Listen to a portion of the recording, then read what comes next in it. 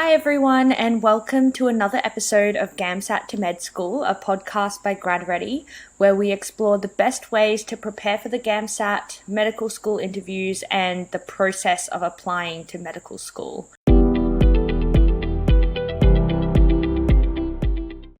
So my name's Alicia, and today I'm joined by Nick. So how are you, Nick? Did you have a nice new year? Are you ready for another semester of med school? Oh, I wish I could say I was ready for another semester, but it's the summer went by very, very quickly, unfortunately. I'm sure that there's a lot of people in the same boat who are finishing off degrees, getting ready to apply and sit the GAMSAT as well, who are seeing their summer dwindle by. But it's good to be back in a routine, that's for sure. What about you? Yeah, I had a great break. To be honest, I'm ready to get back into things. I'm the type of person who doesn't like to sit and not have anything to do. So I'm excited to get back into a routine. But yeah, I'll miss the time to relax and the time to kind of have to myself, but that's okay. We'll just wait for the next break and hope that that's just as relaxing as this one. In today's episode, we'll be talking about all things stress. So being such a large exam, GAMSAT is of course an extremely stressful time for many people. A lot rides on this exam, and stress can get the most of a lot of people, which causes them to underperform.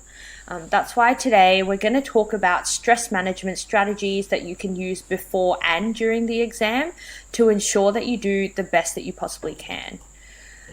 I know this may seem like a dumb topic, but in actual life, in practice, the way that you handle stress leading up to and even in the exam can make such a world of difference and can be that one thing that pushes you over the line and gets you that interview at your dream school. So in this episode, Nick and I will go through some of our top tips when it comes to managing stress. I think we've come up with 5 tips in total for all of you to try and implement and see if that helps keep your stress levels low, which will ultimately help you to perform to the best of your ability. So I think the biggest key to stress management in GAMSAT actually begins with your preparation.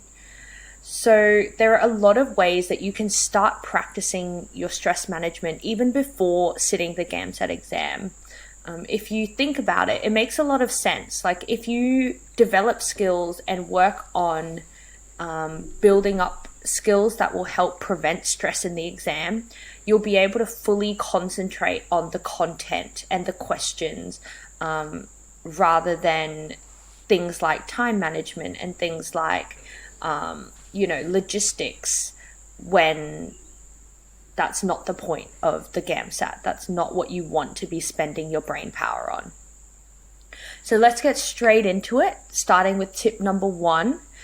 My first tip, which would be very helpful for people who are just starting their study now or have yet to start, is to plan your study really, really well. So there's nothing worse than realizing you don't have enough time to get through all the content and all the practice questions and exams that you wanted to before sitting the exam and freaking out with only 1 or 2 weeks to go. Because I know that happened to a lot of my friends that I knew sitting the GAMSAT. They didn't really plan out what they were going to study and when. And when the GAMSAT got really close, they got really, really stressed and spent the last 2 weeks freaking themselves out, working themselves to the core to try and get through all the content they wanted, and it just did not work out well for them.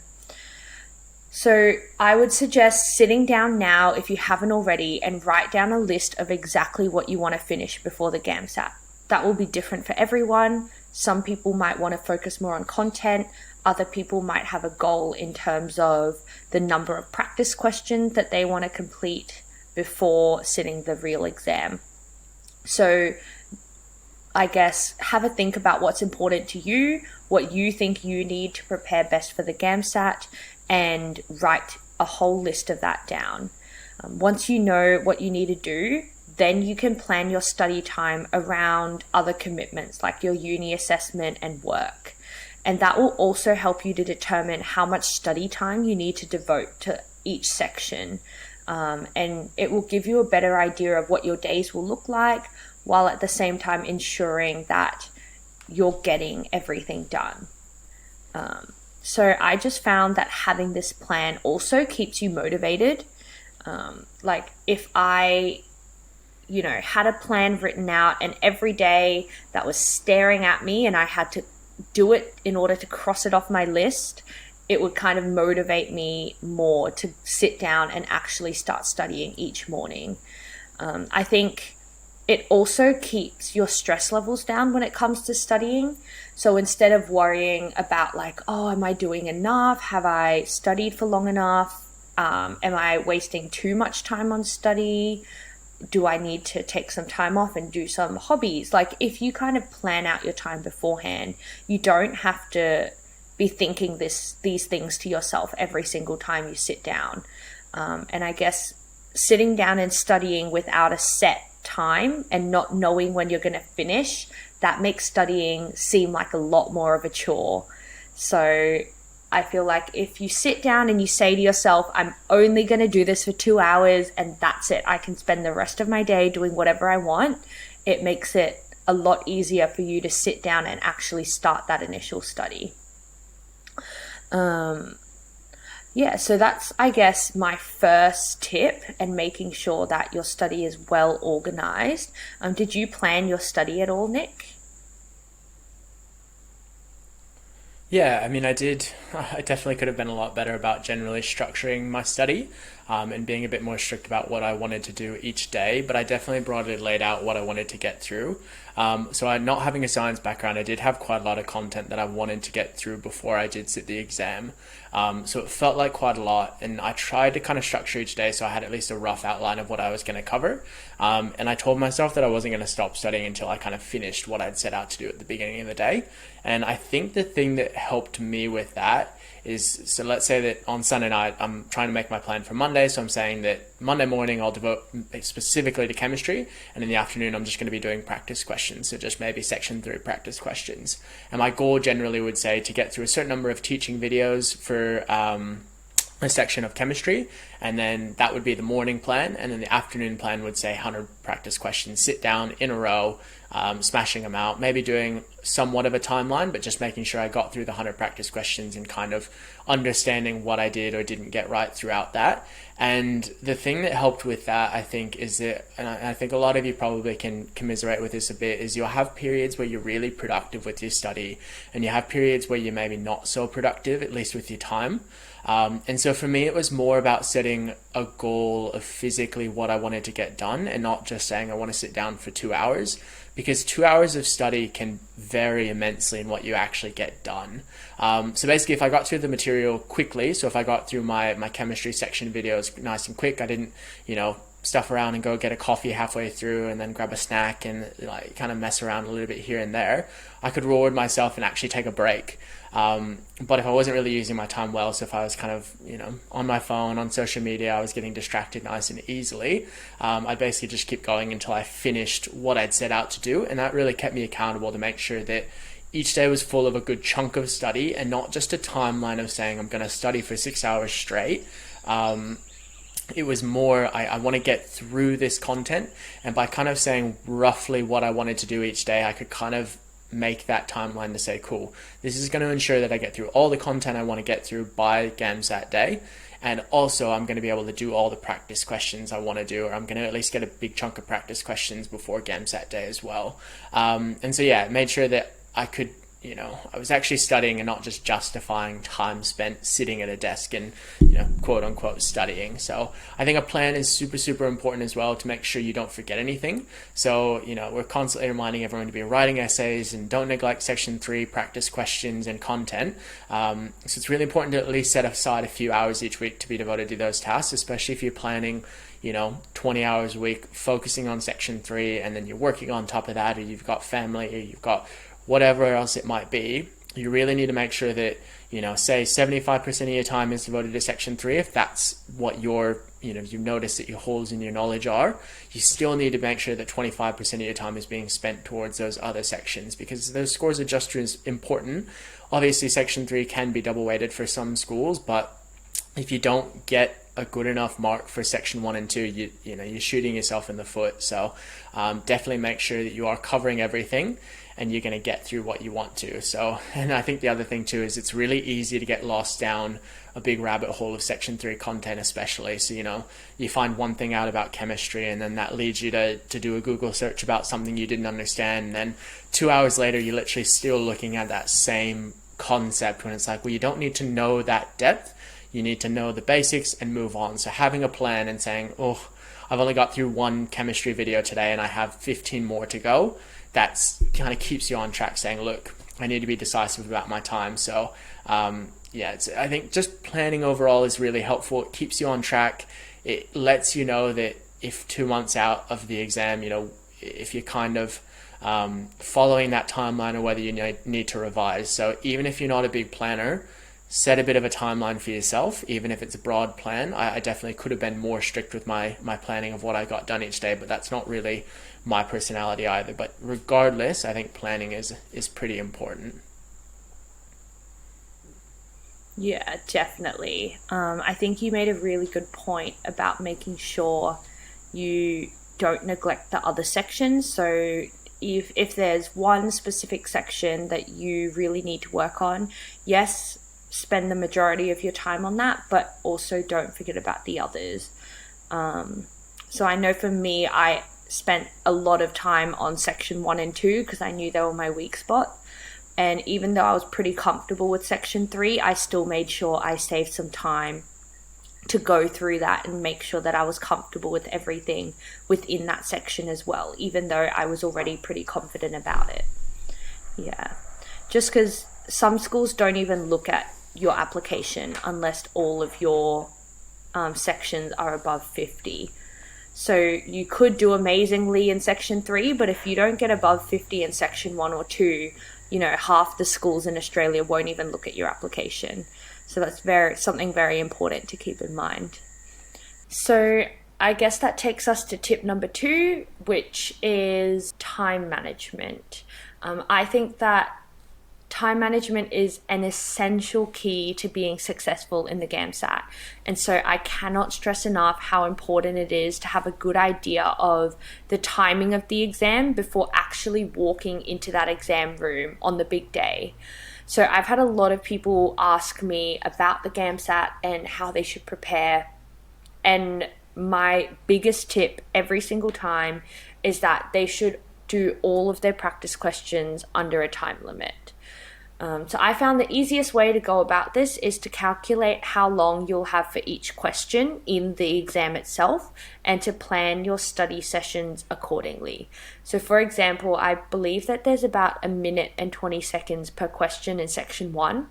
So let's say I plan on doing an hour of practice questions each morning for section 1. I would plan to complete 45 questions in that hour, which is pretty much spot on 1 minute, 20 seconds per question. I just found that doing it this way meant that you kind of get a feel for how long each question takes and how fast you should be going. So when it comes to exam day, you don't have to waste time and waste your energy thinking about whether you're going fast enough or whether you're going too slow. And you will walk into that exam knowing that you have the skills to get through all of the questions and to give yourself a good shot at every question on that exam. So Nick, did you have any other tips to improve time management for the GAMSAT? Like, how did you practice and prepare in terms of time management for the exam?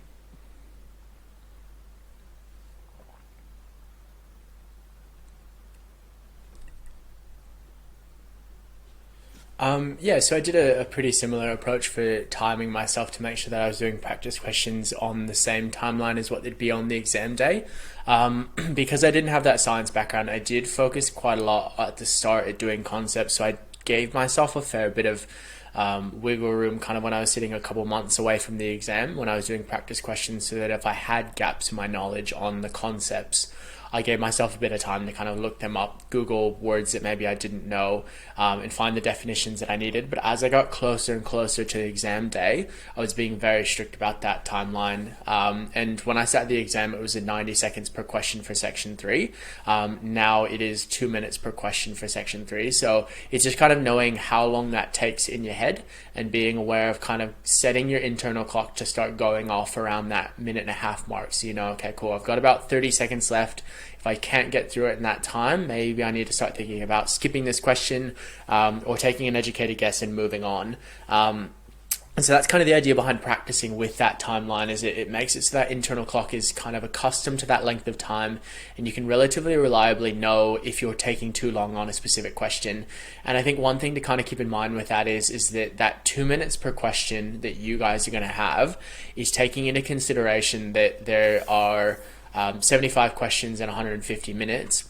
And that's not thinking about how long it's going to take you to read the stems of each question. So if we've got stems that have 4 or 5 questions after them, if you're taking a lot of time to read through the stems, that might take you 2 or 3 minutes to kind of weed your way through that information as you're going. So honestly, you're not really looking at 2 minutes per question. You're probably wanting to sit around a minute and a half per question. So it's more just understanding that as you work through, your alarm bell should be going off if you start to hit about that 2 minute mark that you've been working on a question, and you start to go, look, I need to make some quick decisions here and decide, okay, am I close enough to an answer that I can answer it in the next 30 seconds? If not, I need to move on, because a lot of people don't finish the exam. And for those that don't, you know, you might miss 10 or 15 questions at the end. And if you've got a really strong chemistry background, for example, there might be a set of chemistry questions at the end that you don't get to because you haven't utilized your time well at the start of the exam. So you just end up having to guess on them because you don't give yourself enough time at the end.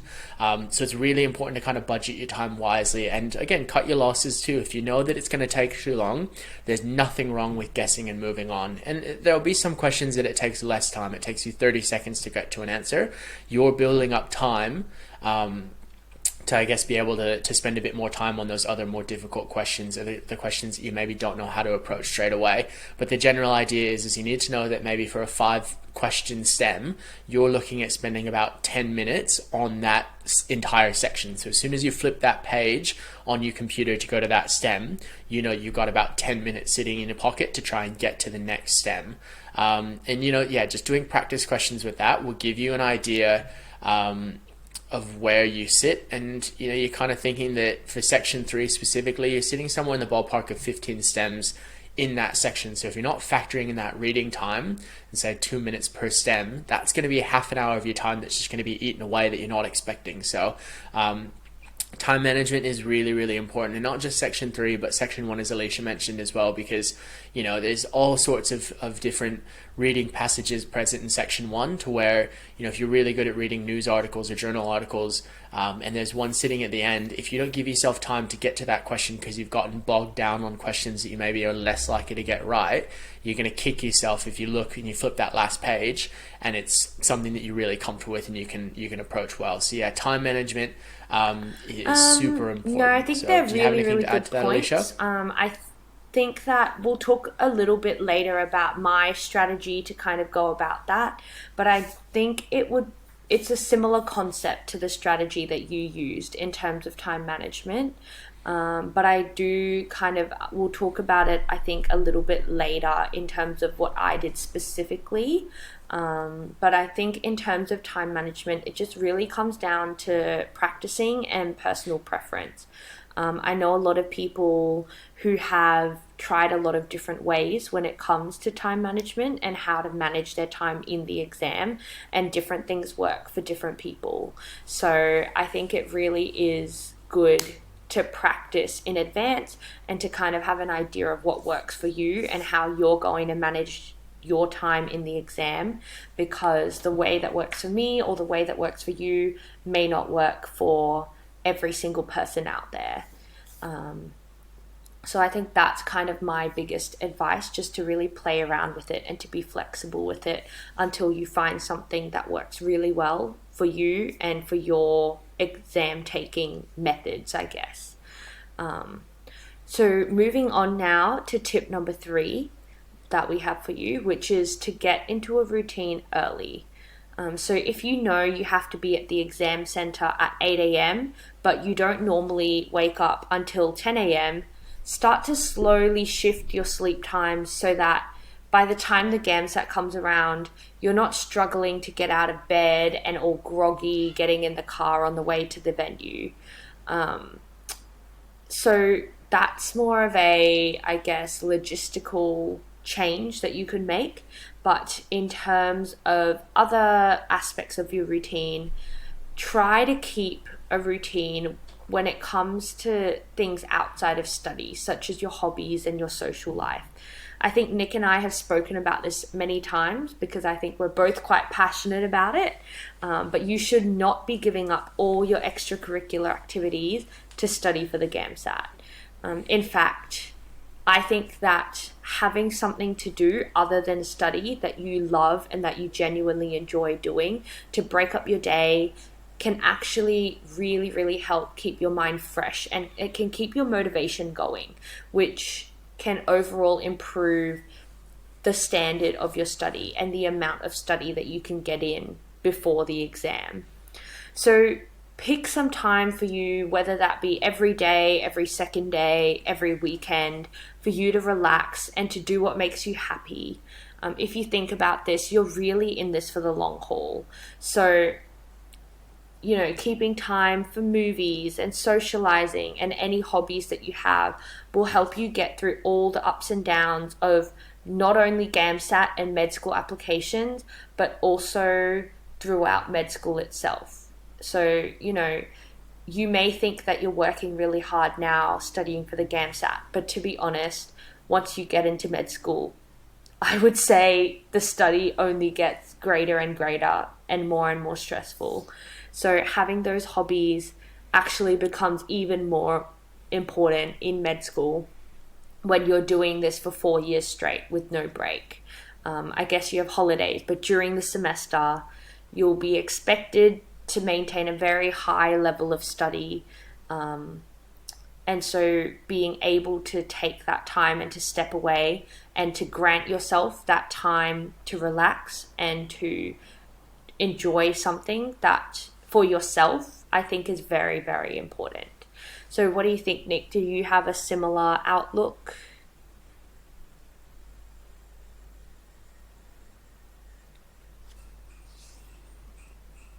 Yeah, I mean, we all know that humans and animals are creatures of habit, and the more time you give yourself to acclimatize to the exam, the better. So, like you said, if you're trying to get up to do the exam at 10 a.m., and you know that you're not a morning person at all, slowly kind of get yourself up earlier and earlier in the morning, to kind of get yourself ready to be able to be as fresh as possible on exam day. And it's just as important not entirely throughout your normal day-to-day routine, because all it's really going to do is cause you unneeded stress on the day. So you kind of want to keep things as similar as possible and make slow changes if you are going to try and change your schedule. But really the bottom line is gear yourself to peak during your exam time, whatever time of day or days that ends up being. But don't try to change your entire life around this exam. Obviously, you guys are going to be studying a lot of hours each week for it. Treat it kind of as your full-time job, but other things should be able to stay somewhat consistent because that's what keeps you sane throughout this process. If you've been studying, say, 30 hours a week the past few months, don't all of a sudden try to fit in 50 hours of study in the final week, plus work, plus taking care of the house or whatever else. If anything, you really should be trying to taper off so you're completely refreshed when you sit the exam on exam day. And again, as Alicia said, maintaining that balance between the mental and social health is going to be really important in the GAMSAT as well as through med school. I know that it, like Alicia said, it's not kind of a something to look forward to, but it does just continue once you have sat the GAMSAT. It's not like this is going to be the last exam you ever sit. Maintaining this kind of social and mental health is really important throughout because things will be stressful. You're going to have to put a lot of time into study, and even when you get into the workforce as well, once you finish med school, it doesn't all of a sudden just drop off and it's all parties and boat trips and everything. There's a lot of stress that's involved, so being able to take care of yourself now is incredibly important for your future because keeping these things that you really enjoy in your life. Yes, you should enjoy your work, and yes, you should enjoy what you do 90% of the time, but you do need to do things that are purely for your own enjoyment, not just for, monetary gain or for personal status and that type of stuff. So it's important to have things that you just purely enjoy as much as possible, and I think that does get lost on a lot of people. So I know that that's kind of a bit of a tangent around it, but the gist is the fact that keep to a routine, do things that you enjoy, and try to kind of not throw your body out as much as you possibly can in the lead up.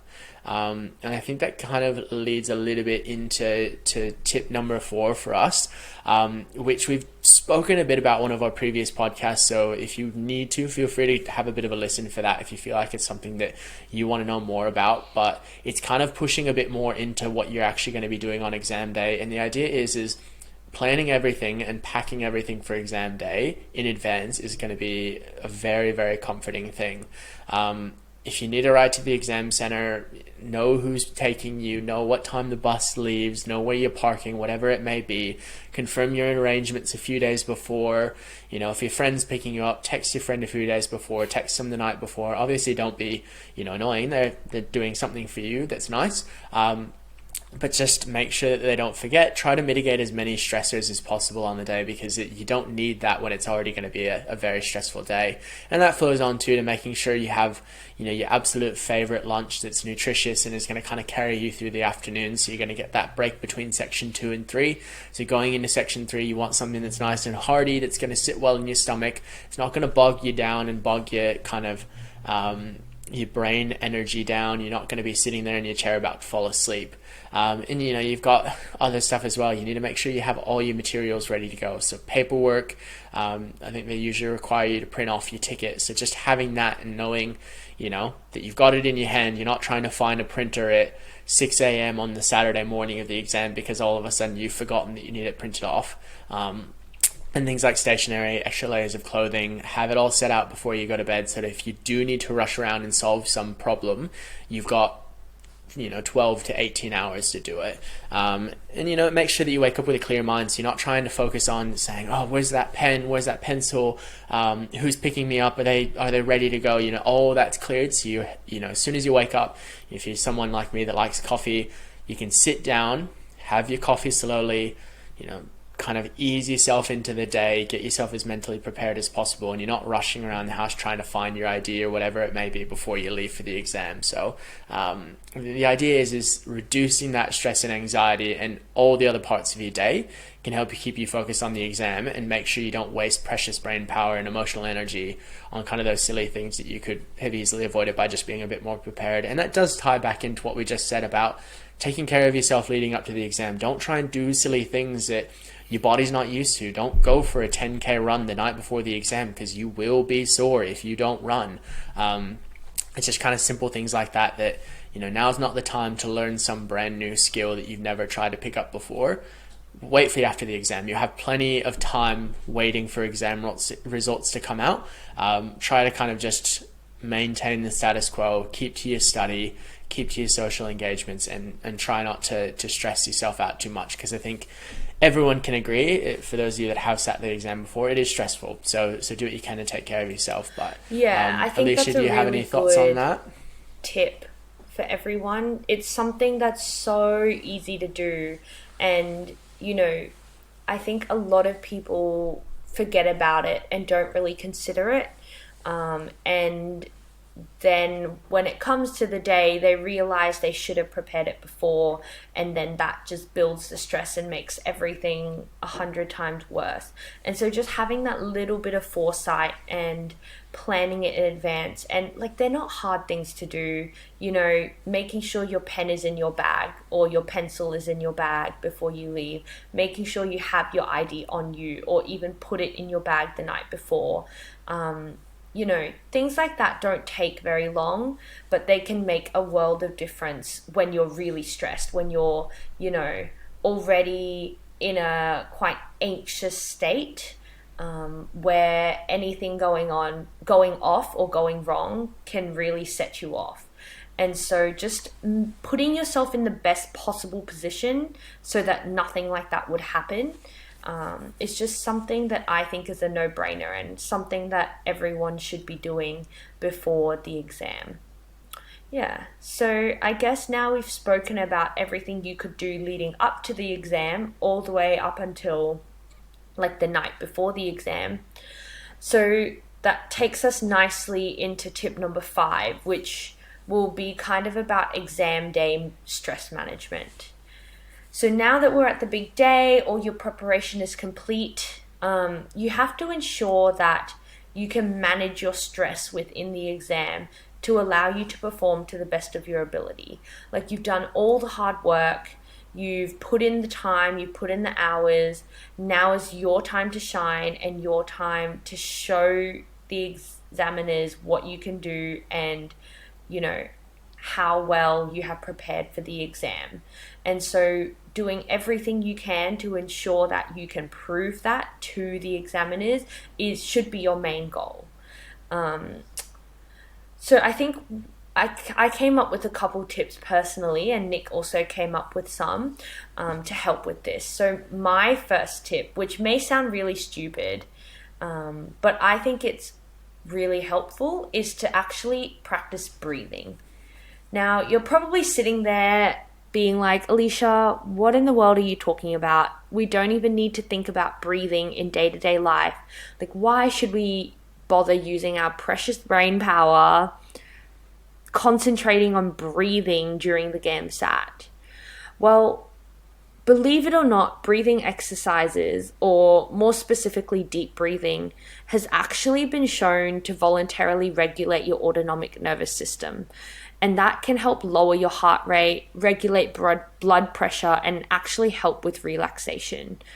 And all of these actions combined help to reduce the amount of cortisol released into our bodies.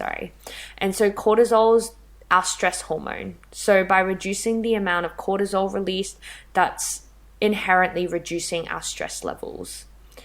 So hopefully I've turned a few ears with those facts, and I've kind of pointed out the significance that breathing can really have on your body's stress response. And so now for the big question, like, what are these breathing exercises and how do I actually go about them? So personally, my favorite one is called box breathing, mainly because it's the simplest and the easiest to remember. And the way box breathing works is that there are 4 different steps, and each step measures the same length. I like to do it for 5 seconds each, but I know every person is different. And so you can experiment with different lengths and find what works for you.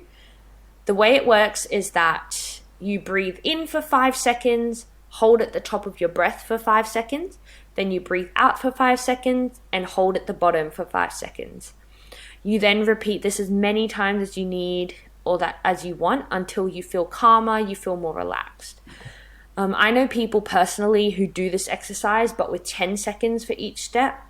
But I find that's just a bit too long for me, and 5 seconds works perfectly fine. So it does take a bit of trial and error when it comes to timing. And there are a few tips as well. I find that it works best when you make sure you breathe really deeply with each breath, and that you make sure you hold your breath fully. So when you're holding for those 5 seconds, make sure you are not breathing whatsoever. You are fully holding your breath before you let it go again.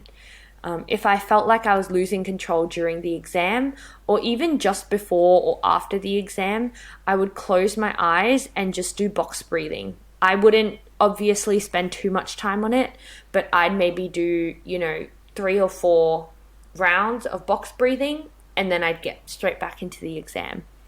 Another tip with box breathing is make sure you're concentrating solely on your breath and the movement of your body with your breath. By doing that, it's helping to help center your mind and to focus your mind, and to kind of, I guess, for a really short period of time, get rid of any distractors that may be causing your anxiety and your stress, and to really get that heart rate down, get your body into a better state before moving on to the next question. In a more practical sense, in terms of what you could do, I find that breaking each exam up into different chunks and setting a goal for each, usually by the hour, works really, really well. So for example, in section 1, like I said, we have about a minute and 20 seconds per question. So I would set a question goal for the end of each hour.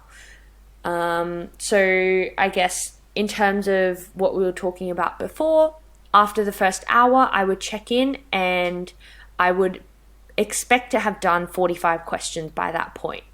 And that gives me a really good indication of whether or not I'm on track to finish the exam, whether I need to speed up from that point, whether I can take a little bit more time, or it will also give me an idea of whether or not I'll have time to go back for questions and whether I'll have some, I guess, checking time to go back through any questions I'm unsure of. And so if at the 1 hour mark I was only up to question 40, in my mind I would know that I needed to speed up a little in the second hour to get through all the questions and to ensure that I have a good shot at every question I'm getting. And I found that worked really well because then I didn't have to time every single question, and it also kind of ties in with what Nick was talking about before with like factoring in the time needed to read the STEM and to process the STEM. So I think those are my two biggest tips for actual exam stress management. Did you have any other stress management tips to impart to our listeners, Nick?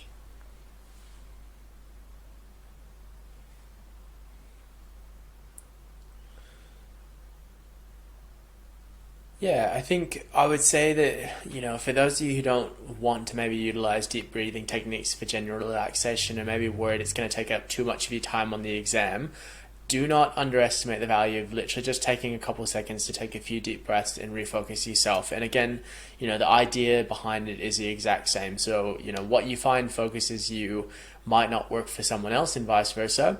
But for myself, when I sat the exam, there were a handful of times, and, I specifically remember it in section 3, probably not necessarily because it was harder than the others for me, but more so because it was at the end of the day. So I'd already had lunch. It was a couple hours long after lunch. I'd already been massively fatigued from the morning. So for me, it was absolutely invaluable to just sit there after maybe 20 or 25, even 30 questions, put my pen down for a second. And again, you don't have to worry about that necessarily because you're on the computer. Put the pen down, take a few deep breaths, say a few encouraging words to myself silently. Of course, you don't want to be shouting anything in the middle of the course, and then you carry on. So literally just taking that 10-second, maybe 15-second window to just do nothing and just kind of, if you need to rub your eyes, if you need to do a quick little stretch in your chair, obviously be careful that you're not like looking around the room because that might look a bit suspicious to the invigilators, but it's honestly just taking a couple of seconds where your brain can just flick off. You can take a deep breath, you can make sure that you're recovering just a little bit, and then you're getting back to it. And it doesn't have to take long. It can be all of 15 seconds, or if you really need it, take a minute, take 2 minutes to just stop and try and reset your brain a little bit, because those few seconds, for me at least, helped ensure my brain could approach the next STEM and the set of questions with a fresh brain, and I wasn't just trying to sludge through the STEM where I was entirely brain dead. I think that people try to push through that fatigue, but if you find yourself fatiguing mentally and losing that focus, instead of trying to rush through and read the STEM, which if you are fatiguing, usually you end up having to read a sentence, a paragraph, if not the entire STEM multiple times just to let it sink in. And that's going to take an extra 30 seconds anyway. So you're almost better taking that 10 to 15 seconds at the start to just calm yourself and ground yourself in some way. And even if it's literally just putting both your feet on the ground, both your hands on the table, taking a big deep breath in and out, and then going again, that might mean that you don't have to read the STEM multiple times and you are able to actually take in what you're reading. And rather than, wasting 30 seconds to a minute to maybe 2 minutes rereading the STEM, you're just giving it one quick read and you actually take in what's going on. I think lastly as well, the biggest thing that I can kind of say is just stick to the plan and trust the process. Even if it feels like everything's crashing down around you on exam day and you feel like you're not getting as many right as you hoped, or maybe even you're feeling like you're not getting any right at all, I think that's very, very common. You need to just put your head down, keep moving through at the pace you set yourself. So keep that timeline in your head, keep breaking down questions and stems just like you've practiced, and trust the process the entire way through, because all of your preparation is leading you to be able to do this. And you've done the practice questions, you've done the practice exams, you've done whatever else it is, you've done the study that you need to do. Trust that what you've done is enough. And if it's not, you can sit it again. It's not the end of the world. But there's no sense sitting there on the exam day and beating yourself up and saying, I can't do this, it's not right, I'm not doing well enough. Because again, we've mentioned it before, but I think very few people come out of the exam feeling, sharp as a tack and like they did really, really well. You just have to realize that you've put in a lot of preparation, so you need to trust that that's going to carry you over the line in the end, and that your preparation was good enough, or was at least the best that you could have done with the time that you had. So don't try to kick yourself on exam day. There's always months afterwards to do more preparation. Trust the process, stick to your plan, and try and get through it. So is there anything else you want to add to that at all, Alicia, before we kind of wrap things up? And that's what I try to tell everyone I talk to about the GAMSAT. Like, once you're in there on exam day, what's done is done. You can't go back and change how much preparation you did. You can't go back and, take back the hours you spent watching Netflix and study instead. So there's no point whatsoever even thinking about that. Don't even allow yourself to think that on exam day, because it's just going to hinder your performance and it will not benefit you in any way. If yes, you think you should have done more preparation, that's something for you to worry about after the exam, should you choose to sit the exam again, or should you need to sit the exam again. That's not a thought you should be thinking or worrying about in the exam room while you're trying to read stems and telling yourself, I should have studied more. If I studied more, I would be getting this question. That's just wasted emotional energy, mental energy, and it's just psyching yourself out, honestly. So just keep, I would even tell this to myself sitting the exam. I would say, I have done everything in my power that I possibly could do. Even if that's not true, I would tell myself that, positive reinforcement, and just say, I need to trust that what I've done is sufficient, and that it will get me across the line, and that it will allow me to do the very best and achieve the very best score that I possibly can, and just keep going and pushing through with that mentality, because any other mentality is just not worth it, in my opinion. And I think that there's no benefit in adopting any other mindset other than that. It's kind of a fake it till you make it mindset, in my opinion, but it does work, and there's a reason why that's a saying, and that's because most of the time, if you keep reinforcing it to yourself and you're confident enough about it, it does translate into something physical and into something, I guess, that's visible and that can be seen. So I guess that brings us to the end of today's episode and all the top 5 tips that we had. So I really hope you enjoyed it and that you can incorporate and try some of these tips, and to really, put into practice these stress management strategies in your study moving forward. If you've stuck around and you're still here, thank you so much for listening to another podcast.